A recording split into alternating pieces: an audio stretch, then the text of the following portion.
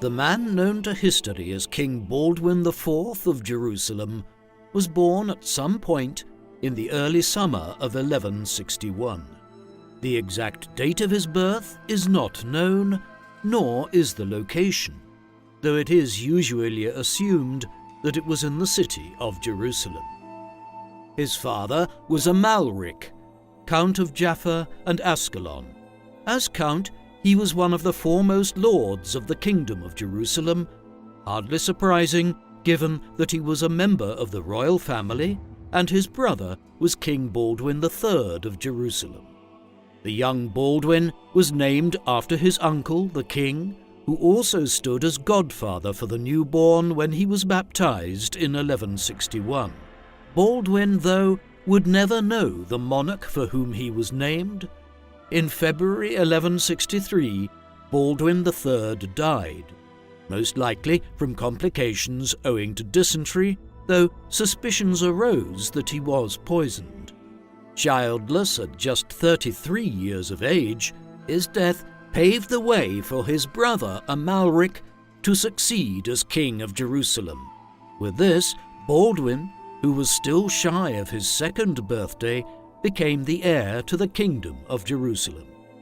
Baldwin's mother was Agnes of Courtenay, a scion of the House of Courtenay, which had branches back in Western Europe and in the Holy Land, her father, Jocelyn, having been Count of Edessa. She was also closely related to the royal line of Jerusalem. She and Amalric had one other child beyond Baldwin, a daughter named Sibylla, who was born either in 1158 or 1159, and so was Baldwin's older sister. Sibylla would play a major role in Baldwin's life. His mother, though, would never be Queen of Jerusalem. At the time of the death of Baldwin III in the spring of 1163, as Amalric was preparing to succeed his brother, the religious authorities of Jerusalem and other bishoprics of the Crusader states had objected to Agnes becoming queen, claiming that she and Amalric were too closely related for their marriage back in 1157 to have been given church approval. The pair were only related in the fourth degree, a hardly unusual circumstance in the marriage of royals and nobles in medieval times, and so the objection to Agnes becoming queen must have been the result of some unclear political intrigue. Whatever the precise reasons were, Amalric caved to the church's demands. He declared his marriage to Agnes void and became king, remarrying in 1167 to Maria Comneni, a grandniece of the Byzantine Emperor Manuel I. This second marriage would result in just one daughter, and so Baldwin remained the undisputed heir to the Kingdom of Jerusalem. Meanwhile, even though he had been forced to renounce her in 1163, Agnes remained a powerful figure at the royal court in Jerusalem throughout the 1160s, 1170s, and early 1180s during Baldwin's later reign. Baldwin was born in the Crusader states of the Holy Land. These had only existed for just over half a century. Back in the early days of Christianity in late antiquity, the Eastern Mediterranean had been the heartland of the Christian Church, but in the middle of the 7th century, the Levant, parts of Asia Minor, and west into North Africa had all been conquered by the Arabs, and people there converted to Islam for the most part in the 7th and 8th centuries. The Arab Muslims had been relatively tolerant of Christian pilgrims visiting Jerusalem over the centuries, but the Turks, who conquered large parts of the region in the 11th century, were less so. It was in response to the expansion of Turkish power in the second half of the 11th century that the First Crusade was preached by Pope Urban II in Western Europe in 1095. Tens of thousands took the cross and headed east. Between 1097 and 1099, they succeeded in conquering most of the Levant, finally entering Jerusalem in July 1099. With this, the Kingdom of Jerusalem, the County of Tripoli, the Principality of Antioch, and the County of Edessa were set up in the Holy Land as Christian Crusader states. The most senior of these were the rulers of the Kingdom of Jerusalem. The first of these was Godfrey of Bouillon, one of the leaders of the First Crusade, who subsequently was acclaimed as King Godfrey I of Jerusalem after the capture of the Holy City in 1099. The Crusader region was referred to back in Western Christendom over the next 2 centuries as Outremer, meaning overseas, though many historians today refer to the region in the 12th and 13th centuries as either the Crusader states or the Latin East, or even as the Frankish kingdoms, in recognition that many of the main Crusader lords came from what had been the Kingdom of the Franks back in Western Europe. Indeed, the Muslims of the Levant came to refer to them collectively as the Franks. In the early 12th century, the Crusader states began to emerge as settled polities, with Italian merchants operating out of ports such as Acre and connecting it with Western Christendom, with several orders of religious knights, such as the Knights Templar and the Knights Hospitallers, emerging as powerful orders of holy warriors. But the Muslim response was also quick in coming. Muslim lords such as Imad al-Din, better known as Zengi, and Nur ad-Din, operating out of Syria, Egypt, and northern Mesopotamia, began battling extensively with the Crusader states from the 1120s onwards. In 1144, the city of Edessa fell to the Muslims, leading to a new crusade being preached back in Europe.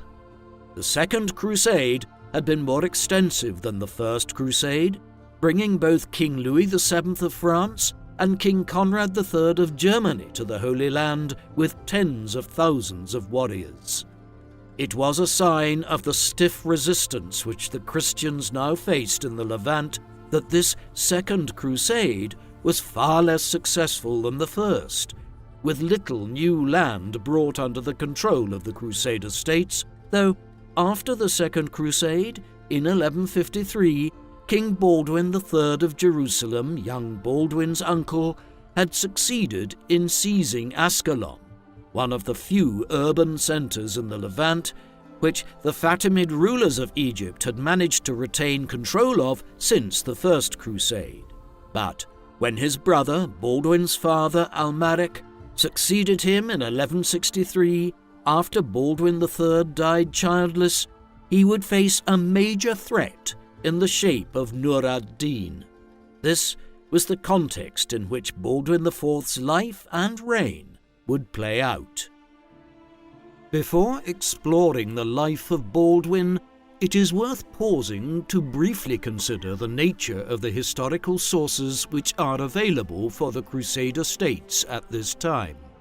In general, the High Middle Ages are a period for which there is nothing like the abundant amount of bureaucratic, governmental, and judicial records which survive for more modern times, or even extensive correspondence.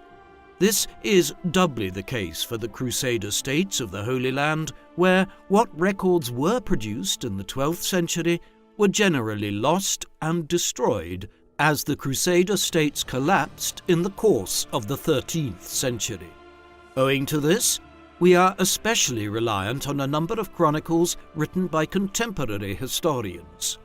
2 of these were written by figures that were present in Outremer during Baldwin's times and who were eyewitnesses to much of the events they describe. The Chronicle of William of Tyre, the Archbishop of Tyre between 1175 and his death in 1186, is especially valuable, as William was a tutor to Baldwin in his youth, played a role in diagnosing the future king with leprosy in his childhood years, and was central to the history of the Kingdom of Jerusalem throughout Baldwin's reign.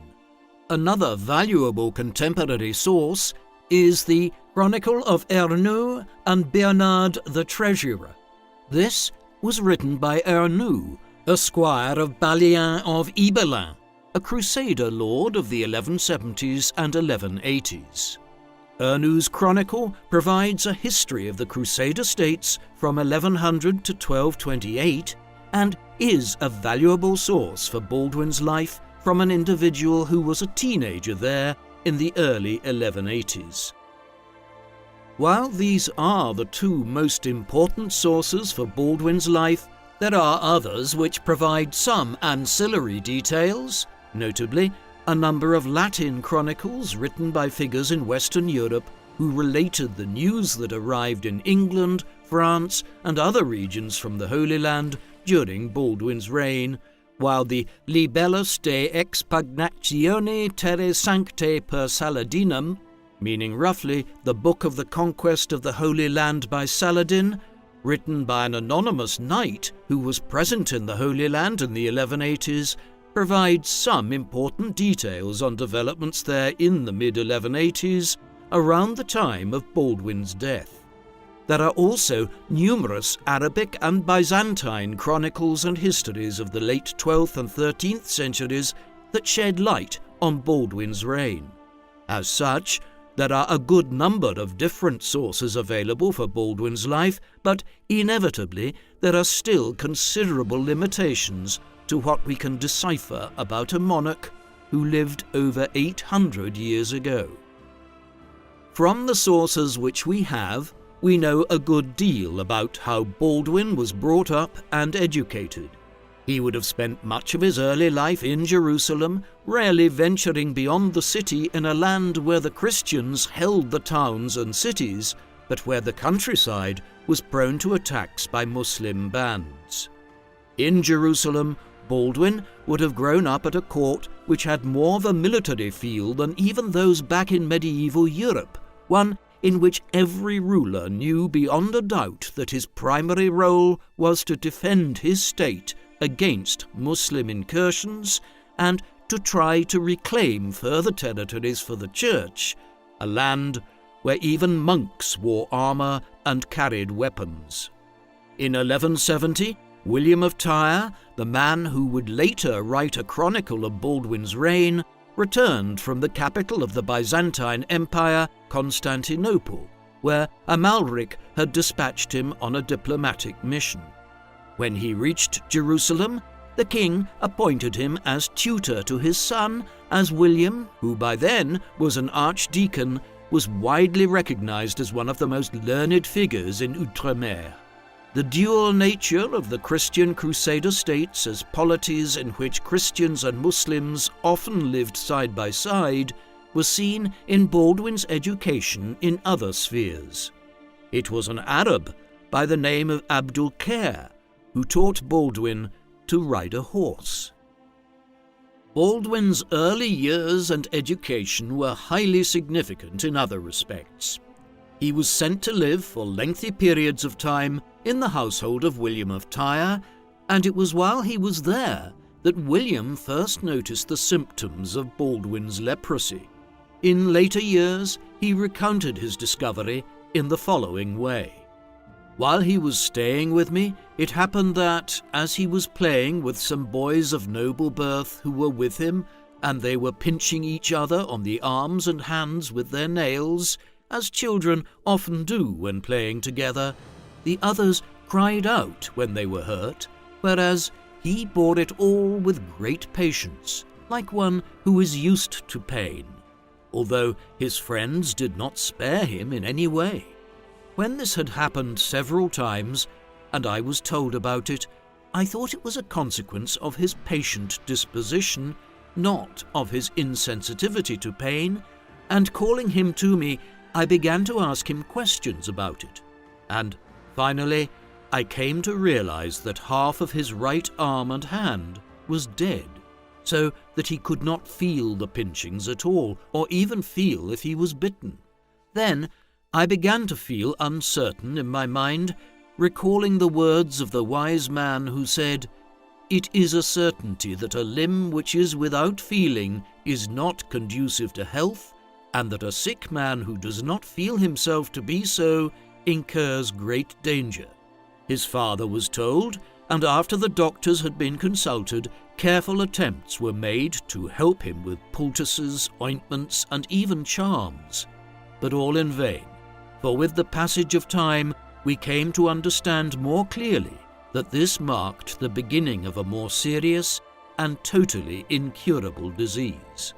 It grieves me greatly to say this, but when he became an adolescent, he was seen to be suffering from leprosy to a dangerous degree. Another sign of the cultural tolerance which existed in the Crusader states at this time was seen in the hiring of Arab doctors to treat Baldwin, chief amongst them Abu Sulaym and Dawood. But there was no cure for Baldwin's leprosy, or even an effective treatment. His leprosy would come to define his life in many ways, as will become clear. The disease that his son and heir was suffering from was not King Amalric's only concern. He had begun his reign by taking the offensive against the Muslims that bordered on the Kingdom of Jerusalem. The main power at this time was the Fatimid Caliphate, which ruled Egypt and adjoining lands, a power which had been in decline for some time, in part because of the expansion of the Turkic Muslim powers further to the north, who had controlled the Levant prior to the arrival of the First Crusade. The Fatimids experienced a period of intense internal instability and famine throughout the 1160s, and Amalric was able to campaign effectively against them in the first year of his reign, consolidating the southern frontier of the Kingdom of Jerusalem. But matters were very different to the north. In the early autumn of 1164, news arrived in Jerusalem that Nur ad-Din, the Turkic Muslim ruler of Syria, had defeated a Crusader force of the county of Tripoli and the Principality of Antioch at the Battle of Harim, obliterating or capturing thousands of Crusader knights and soldiers, a costly defeat which the Crusader states could ill afford at a time when reinforcement from Western Europe was the only way of making up for such losses on the battlefield. Defeat at Harim put the Crusaders on the defensive for several years to come. It was at this juncture that Amalric entered negotiations with the Byzantines that resulted in him marrying Maria Komnene in order to acquire military aid from the Greeks. It was several years after the disaster at Harim when Amalric learned of his son's condition. It was most likely kept secret to begin with, and there may even have been some doubt as to whether the diagnosis was correct. Baldwin did not appear to have any visible physical symptoms of leprosy during his youth, and the diagnosis was made purely on the basis of his lack of nerve sensation. The royal family would also have been reluctant to publicize the illness of the king's son. Leprosy carried an enormous social stigma at the time, the belief being that the disease was something of an affliction visited on individuals by God for some perceived wrongdoing. Consider the following passage on leprosy from the book of Isaiah in the Old Testament. "He is despised and rejected of men, a man of sorrows and acquainted with grief, and we hid, as it were, our faces from him. He was despised, and we esteemed him not. Surely he hath borne our griefs and carried our sorrows. Yet we did esteem him stricken, smitten of God, and afflicted." Scholars have speculated that the Christians of the Crusader states were more tolerant of leprosy than their brethren back in Western Europe, and indeed, in the 1140s, the Order of St. Lazarus had been established in Jerusalem for the care of lepers. However, there was still no doubt that Baldwin's condition would be enormously problematic, not least because lepers were largely expected to segregate themselves away from wider society. The belief in the contagious nature of leprosy being strong. Hansen's disease, to give it its modern clinical name, is contagious, but it requires prolonged exposure to the bodily fluids of those who carry it for someone to be infected. This was not known in pre-modern times, however. The expectation that someone like Baldwin should shut himself away under the care of the Lazar house in Jerusalem was impractical for a king-in-waiting whose primary duty was to lead armies, something which would become nigh on impossible as his condition deteriorated in years to come, but which Baldwin would still rise to the challenge of doing. Amalric was aware of all of this and was concerned about the succession as a result, something which may have informed his decision to remarry in 1167, but he would find no solution before his own premature death, the latest in a long line of kings of Jerusalem to die young. In 1174, after the death of Nur ad-Din, the great nemesis of his reign, Amalric had laid siege to the town of Banyas. Eventually, he had to give up on this, realizing that the town was not worth the resources that would have been required to maintain a long siege. It was while heading back to Jerusalem from Banyas that he fell ill with dysentery. Though easily treatable in an age of antibiotics, medicines, and clean water, dysentery was often fatal in pre-modern times, and so it proved to be in Amalric's case. His condition deteriorated in the days that followed, and back in Jerusalem he began running a severe fever. Despite being attended by a range of Latin, Greek, and Arab doctors in the days that followed, nothing effective could be done, and Amalric died on the 11th of July 1174 at just 38 years of age. With that, Baldwin, who was approximately 13 years old at the time, succeeded as King Baldwin IV of Jerusalem. Owing to his youth, a regency government would control affairs until he reached his majority, which was deemed to be at the age of 15. Initially, Miles of Plosy, the seneschal of Jerusalem, a senior magistrate in the city, assumed the position of regent, but within a few weeks Raymond, Count of Tripoli, one of the senior-most nobles of Outremer, arrived in Jerusalem and declared his intention to rule as regent during Baldwin's minority. The 2 years of Baldwin's minority rule were important in framing the circumstances in which Baldwin would reign in his own right from 1176 onwards. The death of Nur ad-Din had left something of a political vacuum in Syria. It was quickly filled by a noted warrior of a scholarly disposition who had emerged in the 1160s under Nur ad-Din's wing. This was Yusuf ibn Ayyub, a warlord who hailed from Tikrit in what is now Iraq. He is better known by the Arabic laqab, or epithet, which he acquired in later life, Salah ad-Din or Saladin, meaning the righteousness of the faith. In the mid-1160s, Saladin had gone to Egypt with Nur ad-Din's blessing to shore up the Muslim position there as the Fatimid Caliphate was in crisis. In 1171, following the death of the last Fatimid Caliph, Saladin effectively brought the Egyptian Caliphate to an end and realigned it with the Islamic Caliphate in Baghdad. Then, in the mid-1170s, following Nur ad-Din's death, he seized power to a large extent in Syria as well. What this meant was that the Crusader states, and Baldwin as the chief ruler amongst them, now faced a skilled Muslim warlord who could strike at Outremer from both the north, out of Syria, and the south, out of Egypt, while also controlling much of the Arabian Peninsula. In Jerusalem, even as a teenager, Baldwin knew that the threat posed by Saladin and the Ayyubids was a major issue that would have implications for his reign. Our sources make it fairly clear that from early on in his reign he was considering the succession already and his role as ruler of Jerusalem. His leprosy precluded the possibility of marriage and of siring children of his own.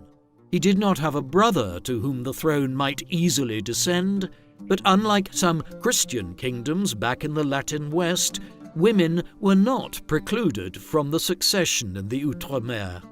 Indeed, Baldwin's grandmother, Mélisande, had ruled as Queen of Jerusalem either on her own or as a co-ruler for much of the period between the death of her father, King Baldwin II in 1131, and when her own son, Baldwin III, began to rule in his own stead in the 1150s. As a result, it was clear to many in Jerusalem that Baldwin IV's sister, Sibylla, offered a clear line of succession within the kingdom. This was further cemented in the mid-1170s when Sibylla married William of Montferrat, known by the epithet Longsword, an indication of his military prowess. It seems that Baldwin may have been preparing to abdicate in favour of William and Sibylla when William was well enough prepared for the role. However, his plan was quickly scuppered.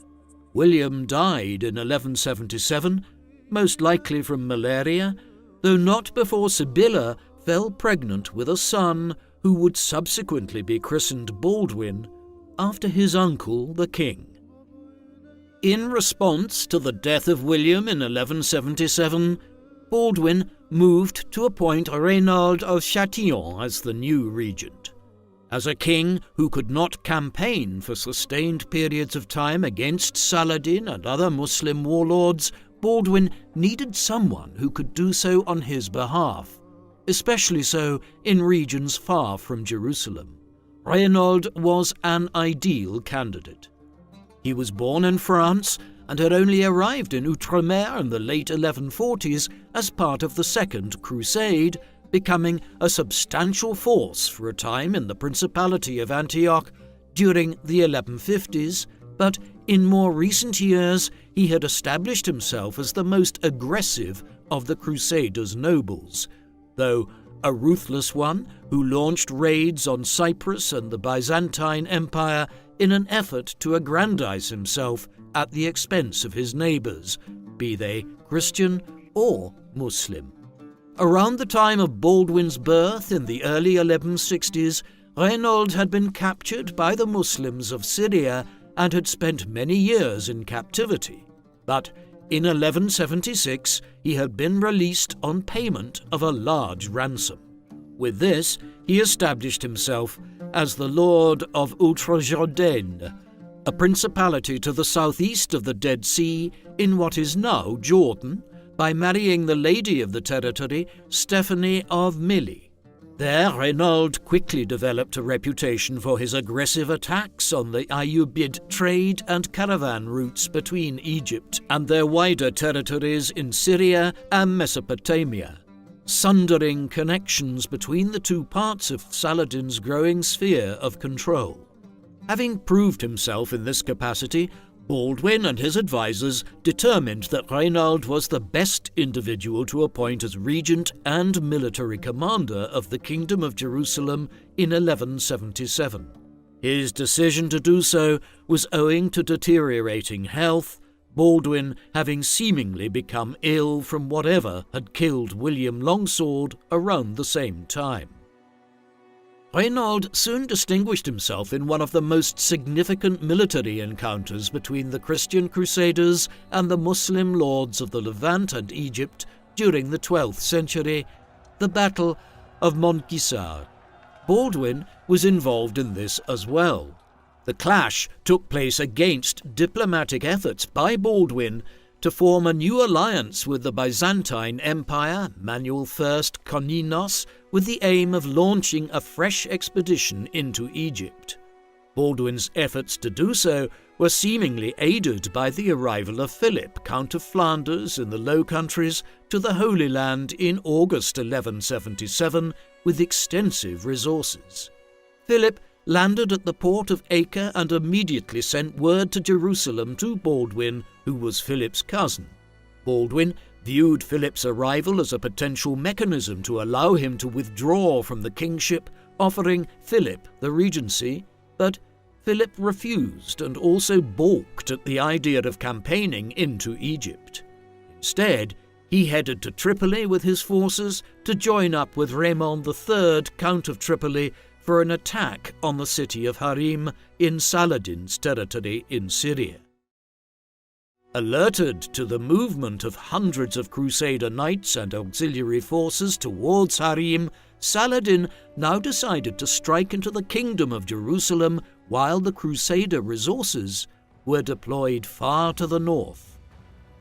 Though his illness generally precluded Baldwin from sustained military campaigning himself, in the military emergency which now developed, he had no option but to oversee the gathering of what resources and men could be mustered and to lead the defense of Jerusalem and the surrounding region against Saladin's incursion in November 1177. The figures for such military engagements are notoriously unreliable. The Christian chronicles, for instance, suggest that Saladin led a host of upwards of 25,000 men into the kingdom that early winter, which was surely an exaggeration. But the idea that Baldwin and Reginald only had a few hundred knights and several thousand auxiliary soldiers to defend the kingdom with was probably more accurate. His initial goal was to protect the city of Ascalon, but after learning of Saladin's attacks on numerous Christian settlements further inland, Baldwin moved eastwards away from the coastal region. His and Saladin's forces would eventually meet on the 25th of November 1177. The exact location of the Battle of Montgisard is unclear, though scholars agree it took place somewhere in the Ramla region lying to the south of what is now Tel Aviv-Yaffo and northeast of Ashdod. Here, Baldwin's forces needed victory in order to prevent Saladin capturing extensive territory or, potentially, even marching on Jerusalem itself. The arrival of Baldwin and his men around Montgisard took Saladin by surprise. He had not expected the Crusaders to leave the safety of Ascalon and other cities while so much of their forces were far away to the north in Syria. Thus, on the 25th, at the Battle of Montgisard, Baldwin and Reginald caught Saladin's forces by surprise. Not all of his army was arraigned here, and Saladin had dispersed some of his units to scour the surrounding countryside. Hence, the Muslim commander was taken by surprise and cut off with only some of his men when the Crusaders charged at them near Montgisard. Reginald and Baldwin, the latter of whom, despite his leprosy, was known to have been a skillful horse rider in his youth, led a cavalry charge straight towards the centre of Saladin's lines with his heavy cavalry. The result was a complete rout as Saladin tried to form up his battle lines properly and then ordered a retreat. This manoeuvre became chaotic, and as Reginald's and Baldwin's units chased after the Muslim forces, many of Saladin's men, his great-nephew included, were cut down. The slaughter was compounded by the fall of darkness, which made the retreat even more disjointed. Then, to compound matters, in the 2 days that followed, Baldwin, Reginald, and their men were able to identify pockets of Saladin's men in the surrounding countryside, cutting them off and taking many prisoners. The Battle of Montgisard was a consummate victory for the Crusader cause, one which ensured the safety of Jerusalem for several years to come as Saladin regrouped. Despite his physical limitations, Baldwin had won a major victory. The victory at Montgisard was a galvanizing episode for Baldwin. one which shored up support for the monarchy in Jerusalem after years of intrigue surrounding the king, whose leprosy was viewed as a sign of God's ill judgment. Now, others thought differently. Rumours spread of St. George having been seen on the field of battle near Baldwin during the clash. To commemorate the victory and make the most of it from a propaganda perspective, it was determined that a Benedictine monastery would be erected at the site of the clash in honour of St. Catherine, on whose feast day the battle had occurred. Meanwhile, to the north in Syria, Philip of Flanders and the other Crusader lords there reached an agreement whereby they would abandon the siege of Harim in return for the ceding of some minor lands and villages to the Crusader states from the Muslims. With that, Philip left to return to Europe, bringing to an end his own personal crusade. In Jerusalem, Baldwin began to associate himself more closely in the late 1170s with his sister, making it clear that if he was to die soon without a clear successor having emerged, Sibylla would rule on behalf of her infant son, who had just been born and christened Baldwin in honour of the king. This was not a case of joint rule at this juncture, though as his health declined further in years to come, it would become something akin to this. In the main, he was able to begin stamping his authority to a greater extent in the aftermath of Montgisard as he entered into his adult years. Under Baldwin, Jerusalem continued as a city of religious toleration to a fair degree, with the young king inclined, much like both his father and uncle had been as kings of Jerusalem, to allow Muslims access to the city, the third holiest in Islam after Mecca and Medina, and to form a relatively cosmopolitan polity in line with his upbringing with some Arab tutors and doctors. Baldwin, his father Amalric, and his brother Baldwin III were at heart largely scholar kings with an interest in the law and literature rather than being strictly warrior kings. Consequently, as limited in length as Baldwin's reign would be, there was a cerebral quality to it above and beyond the near incessant clashes between Muslim and Christian across Outremer.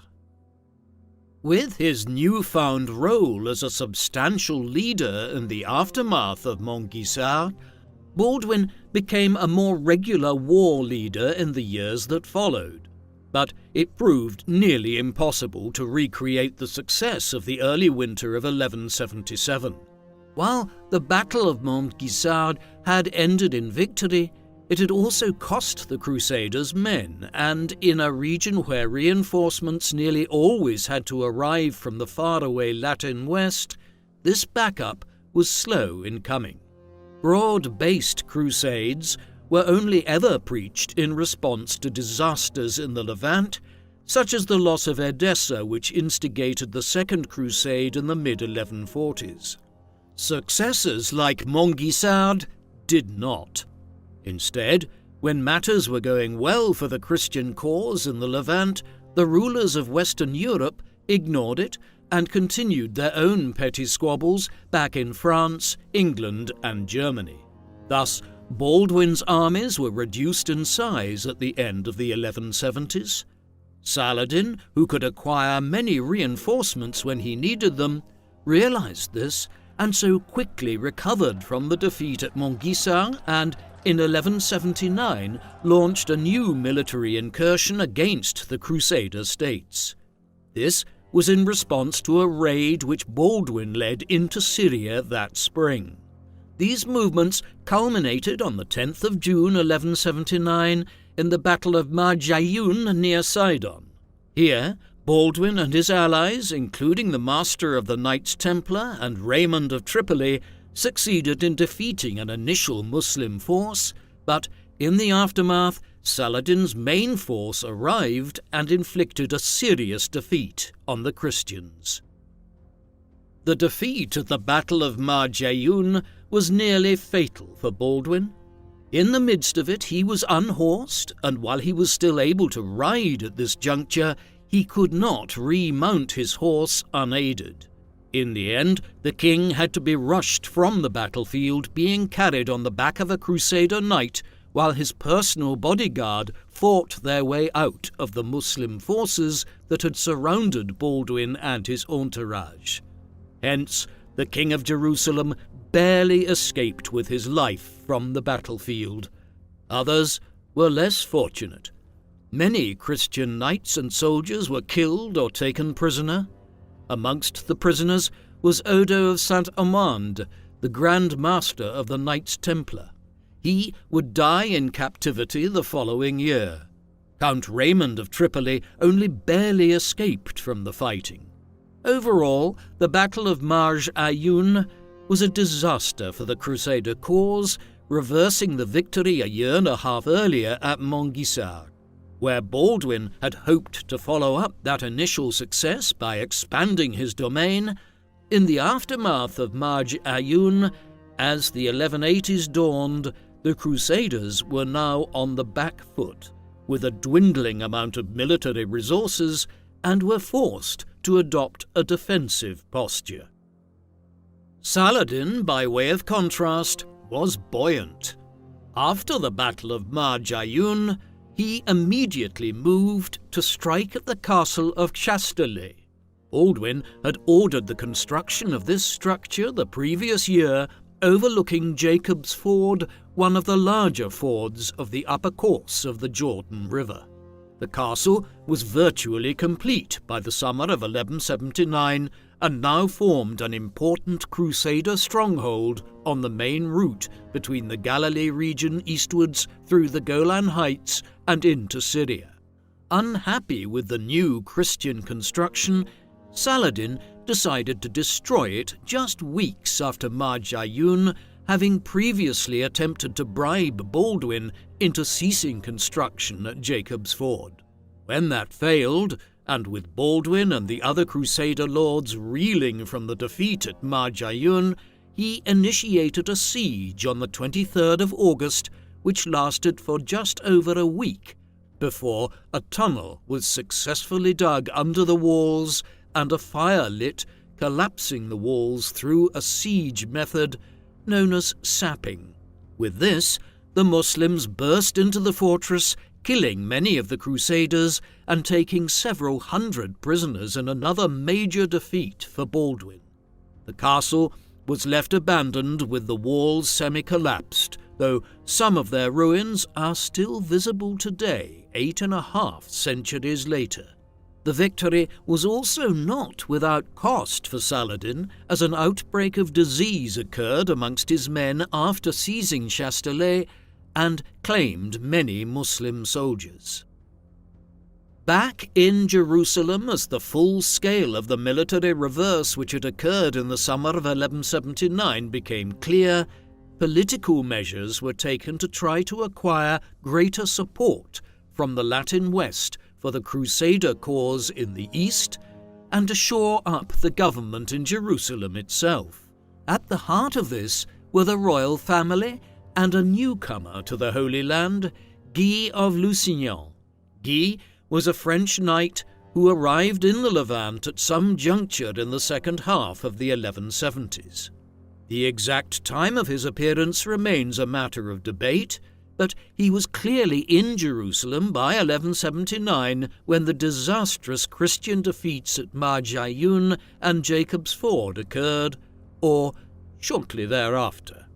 In the months that followed, he and his supporters gained the ear of Baldwin's mother, Agnes, and she was soon promoting the idea that her daughter, Baldwin's sister, Sibylla, a widow since the death of William Longsword in 1177, should marry Guy. These developments came to a head in Easter week of 1180, when a marriage alliance between Guy and Sibylla was formed with Baldwin's blessing. William of Tyre informs us that the reason for the marriage alliance was in order to gain Guy's aid in forestalling a plot by Count Raymond of Tripoli and Prince Bohemond of Antioch to overthrow Baldwin, though William himself was absent from Jerusalem at this time and was not an eyewitness to these events. Whatever the truth of it may have been, the result is reasonably clear. Guy married Sibylla, bringing fresh support to Baldwin's kingship in the shape of the Lusignan faction that shored up the king's position in the aftermath of the defeats of 1179. It was not just Guy and the supporters of Lusignan that Baldwin was seeking to acquire aid from in 1180. In the immediate aftermath of the marriage, Baldwin dispatched one of his closest advisers and ministers and a near relative on his mother's side, Jocelyn of Courtenay, to Constantinople, the goal being to allay the concerns which the emperor there may have had about the diplomatic reorientation in Jerusalem and to appeal for fresh aid from the Byzantines. However, at Constantinople, Jocelyn's mission stalled as Emperor Manuel I died there in September 1180 and was succeeded by his 11-year-old son, Alexios II, initiating a regency government which was in little position to offer immediate aid to the Crusader states. Envoys to Western Europe, dispatched through the Knights Templar, which had become a powerful institution in Western Christendom by that time, initially held out the hope of a major new crusade in response to the defeats in the Levant of 1179. Pope Alexander III responded by sending out missives to many monarchs and lords in Europe, notably King Philip II of France and King Henry II of England. These would fall on deaf ears for the most part, though it is noteworthy that Alexander's petitions included a searing attack on Baldwin, claiming that Saladin's victories in 1179 at Marjayoun and Jacob's Ford were the result of Baldwin's leprosy, which in turn was portrayed as a symptom of God's judgment of the sins of the Crusaders. It is typically assumed that it was this papal condemnation of Baldwin's illness that inspired William of Tyre to begin writing his chronicle as a defense of Baldwin, his former pupil.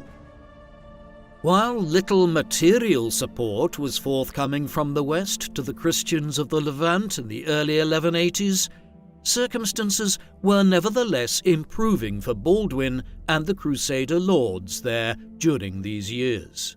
A reconciliation of a kind was reached between Baldwin and Guy of Lusignan on the one hand and Raymond of Tripoli on the other, the latter of which had aspired to seize the throne of Jerusalem for a time.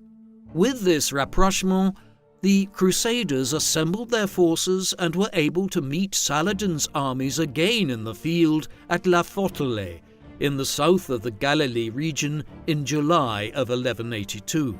At this battle, where Baldwin was again present in person to command the Crusader forces, the Christians won a notable victory, the first sign of changing fortunes since the series of defeats in the summer of 1179.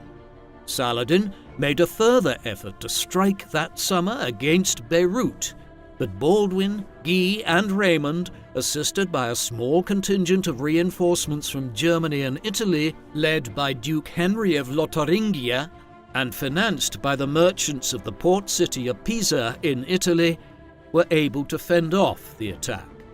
Thereafter, Reginald of Chatillon recommenced the attacks he had engaged in several years earlier against the Arab caravan routes passing through Jordan and the Sinai Peninsula.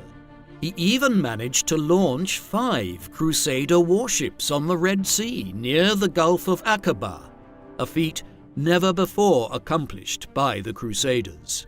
These attacks on Muslim shipping ranged from Yemen northwards to Saladin's other territories.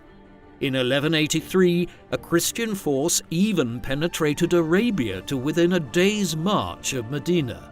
Thus, while 1179 had seen major reverses for the Crusader states, and while Pope Alexander might have criticized Baldwin to the rest of Christendom in 1181, The 2 years that followed saw a resurgence of Christian power in the Middle East.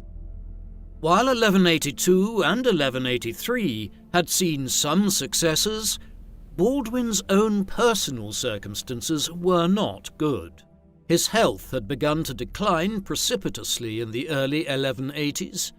By 1182, his leprosy had degenerated to the point where he was largely blind and crippled. He could barely use his hands or feet unaided. William of Tyre presents the following description of the degeneration of Baldwin's health. Day by day, his condition became worse. The extremities and face were especially attacked, so that his faithful followers were moved with compassion when they looked at him.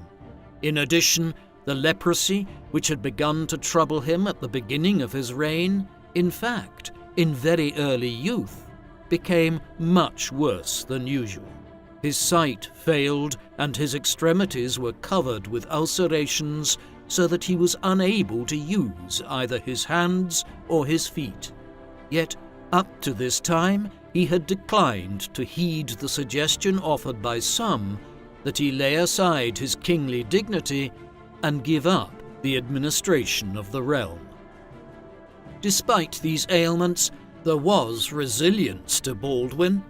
A good horse rider in his youth, when he lost the ability to ride at the front of his armies, he insisted on still campaigning, being carried on a litter.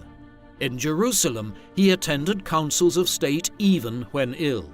These councils often focused on the problems of continuing to finance the military campaigns, and in February 1183, Baldwin was forced to impose a tax known as the Curia Generalis, a general levy of 1% of the value of property and 2% of all incomes. There is no evidence to suggest that Baldwin would have attended these council meetings wearing a mask of any kind, as some popular modern depictions of him have suggested. Instead, his advisors, the Crusader lords, and the heads of the religious orders would have seen directly the deteriorating physical state of their king, his face a growing mass of scabs and necrotic scars. Most would have known that he did not have long left in the world. By 1184, Baldwin's situation had declined to the extent that he effectively established his nephew, Sibylla's son, Baldwin from her first marriage to the deceased William of Montferrat, as his official co-ruler. Clearly, the young Baldwin, who was only 6 years of age, did not perform this role in any capacity himself, but what it did mean was that power was being shared to an even greater extent with Sibylla and her second husband, Guy of Lusignan. This arrangement was fractious. Guy was a heavy-handed figure, one who increasingly treated the severely ill king with disdain, refusing to grant him the city of Tyre, part of Guy's territory, when Baldwin offered to leave Guy in charge of Jerusalem in exchange, the king wishing to reside at Tyre on the coast in his final days, where proximity to the Mediterranean seemed to aid his condition, perhaps the additional moisture in the air relieving the torment to his skin. Further agitation followed when Guy's actions nearly led to the loss of Kerak Castle in Jordan, while in 1184 Guy massacred a contingent of Bedouin in the Negev region who had previously allied with the Crusaders, actions which Baldwin strongly condemned. There was one last effort made by Baldwin to secure aid from the Latin West, though, unbeknownst to Guy and others in Outremer, the mission was also launched with orders from Baldwin to consult with the Christian lords back in Western Europe on the succession to the Kingdom of Jerusalem. Ideally, Baldwin was seeking a Western prince who would come to the Levant and rule in association with him, allowing him to live his last years in peace, while also circumventing the perennially feuding Crusader lords, such as his brother-in-law, Guy of Lusignan, Reginald of Chatillon, and Count Raymond of Tripoli.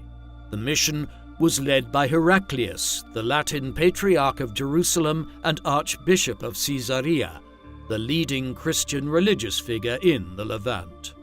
In 1184, he was dispatched across the Mediterranean, along with Roger du Moulin, the Grand Master of one of the major religious orders, the Knights Hospitallers, and the new Grand Master of the Templars, Arnold of Torroja. The trio took with them several relics and the keys of both the gates of Jerusalem and the doors of the Holy Sepulchre, the most holy church in the Levant, in the Christian quarter of Jerusalem. In Europe, Heraclius visited Italy, France, and England. Like many such envoys before and afterwards, he received grand promises from the monarchs and lords of Western Christendom about their intentions to head on crusade to Outremer, but they all proved lackluster. In 1185, he returned to Jerusalem with a promise from Henry II of England that he would soon follow with an army to reinforce Baldwin's position, but it never materialized. By the time Heraclius returned to Outremer, the king who had sent him to Western Europe was dead. Baldwin's rapid deterioration over the past years came to a head in 1185. He died at some unknown date in the spring of that year, a few weeks short of his 24th birthday, and certainly before the 16th of May, at which time his nephew was referred to as the sole king of Jerusalem. Sicardus of Cremona, a contemporary Italian religious authority and historian who later ended up in the Levant himself as part of the Fourth Crusade, and who was involved in efforts to organize a new crusade in the 1180s, around the time Baldwin died, lauded Baldwin in an encomiastic passage in one of his writings, declaring that although he had suffered greatly from leprosy from a young age, he had won a notable victory over Saladin at Montgisard in 1177 and had preserved the Crusader states during his reign. Baldwin was laid to rest in the Church of the Holy Sepulchre in Jerusalem at the foot of Mount Calvary, near his father King Amalric's tomb and those of the other Latin kings who had ruled the Kingdom of Jerusalem since the First Crusade. With Baldwin's passing, his nephew succeeded as King Baldwin V of Jerusalem. A child nearing just 8 years old, he was unable to rule in his own right, and a minority government headed by Raymond III, Count of Tripoli, was set up to govern the Kingdom of Jerusalem until he came of age. That would never happen. He was dead himself a year later, the child dying under murky circumstances in the early autumn of 1186, though many historians dispute the inference of the chroniclers that Raymond had his charge poisoned in order to become king himself.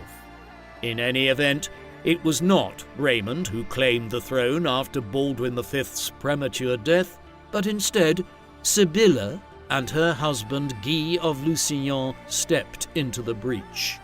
The accession of Guy as King of Jerusalem in 1186 virtually guaranteed renewed war with the Muslims and Saladin, and so it proved. Clashes broke out in late 1186 and continued into 1187. These culminated in July that year in the Battle of Hattin to the west of the Sea of Galilee. In this, Saladin won a major victory and Guy was captured along with Reginald of Chatillon, who had caused Saladin such problems with the caravan routes between Egypt and Syria for the better part of a decade. While Guy was kept prisoner, Saladin had Reginald beheaded, proclaiming him to be nothing more than a bandit. With victory at Hattin and Guy imprisoned in Damascus, Saladin now marched on Jerusalem and, after a short siege of 2 weeks in late September and early October, the city fell to the Muslims after less than a century under Christian Crusader control. With this calamitous development, the call went out to Western Europe for a new crusade. The Third Crusade is arguably the most famous of them all, an engagement which pitted Richard the Lionheart, the King of England and lord of extensive territories in France, against Saladin for several years in the early 1190s. The Holy Roman Emperor, Frederick Barbarossa, was also involved, leading many to refer to the Third Crusade as the King's Crusade. However, despite the fact that it drew both Barbarossa and Richard the Lionheart to participate, the Third Crusade failed in its ultimate objective of recapturing Jerusalem for the Christians. Though the Holy City was so reclaimed 40 years later during the Sixth Crusade in 1229, this was only a brief hiatus. Ultimately, the Crusader cause was flagging by then as the monarchs and lords of Europe continued to show a greater interest in fighting each other than the Muslims of the Levant, while resources were also directed towards failed expeditions to North Africa. Beginning in the 1250s, the Crusader states lost growing amounts of territory to new Muslim lords, concluding in 1291 with the fall of Acre, the last Christian stronghold in the Holy Land. The Crusader states came to an end 2 centuries after they were first established. Baldwin IV's reign as King of Jerusalem was highly complex. He succeeded as the ruler of the kingdom when he was barely a teenager and with the added complication of suffering from leprosy. It was clear from early on that he would never produce an heir, and so a succession crisis always overshadowed his time as King of Jerusalem. But despite these limitations, his time as king was successful in some respects. In particular, the Crusader victory at the Battle of Montgisard stalled the Muslim advance against the Crusaders in the 1170s, as did some further military successes in the years that followed. Baldwin earned the respect of his contemporaries for overseeing these efforts, but there was never any doubt that his reign was going to be a brief one. In the end, he died at just 23 years of age. When he did, a fresh series of crises struck the Crusader states in quick succession, notably the death of Baldwin V, the defeat at Hattin, the imprisonment of King Guy by Saladin, and the loss of Jerusalem. It was only with the fall of Jerusalem that Western Christendom awoke to the scale of the threat posed by Saladin in the Levant. Had they provided aid and launched a Third Crusade earlier during Baldwin's reign, one wonders whether Jerusalem would have fallen and how the history of the Crusader states might have been different. What do you think of King Baldwin IV of Jerusalem? Do you think, if he had not been ill and had lived longer, that he might have been able to galvanize the Crusader states and have prevented the fall of Jerusalem to Saladin? Please, let us know in the comments section. And in the meantime, thank you very much for watching.